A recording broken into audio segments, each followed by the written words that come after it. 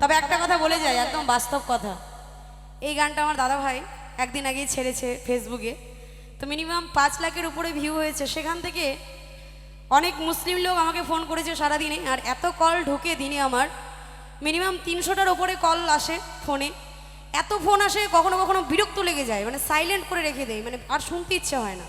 এবার যেহেতু ফেসবুকে ইউটিউবে প্রচুর গান আমার আপলোড হয়ে গেছে, কিছু ভাইরাল হয়ে গেছে, যার জন্য সারাদিন প্রচুর কল আসে। কিছু মুসলিম লোক আমাকে ফোন করেছে আজকে, মনে হয় সারাদিনে যদি কল আসে 10টা তো মুসলিম করে বলে দিদি ভাই গানটা খুব ভালো লাগলো, এভাবেই চালিয়ে যান। ঠিক বলেছেন।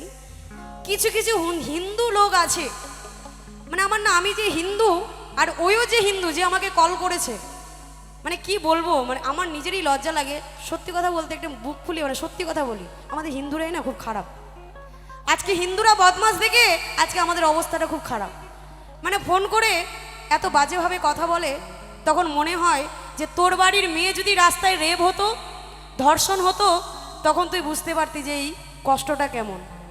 জানিস তো না, দেশে তো বাইরে চলিস না, আমরা বাইরে চলাফেরা করি, আমরা জানি কীরকম পরিস্থিতির মধ্যে কিছু কিছু মানুষ কত কষ্টে আছে। তবে কিছু কিছু হিন্দু ভাইরা আছে যারা আমাকে কল করে, হয়তো আবার আপনাদের সামনে এই কথাগুলো যাবে ফেসবুকের মাধ্যমে, ইউটিউবের মাধ্যমে, অবশ্যই আমার কথাগুলো শুনবেন। তবে একটা কথা বলি, ফোন করাটা বেকার হবে। যদি প্রোগ্রামের জন্য ফোন করেন করবেন, নইলে কল করে কোনো লাভ নেই। আমি কল কিন্তু রিসিভ করি না, কল আমার হাজব্যান্ড রিসিভ করে। যেমনি আমার বরের গলা পায় অমনি কুট করে কেটে দেয়। তাহলে কত বদমাস, হিন্দুরা করে এটা, মুসলিমরা নয়।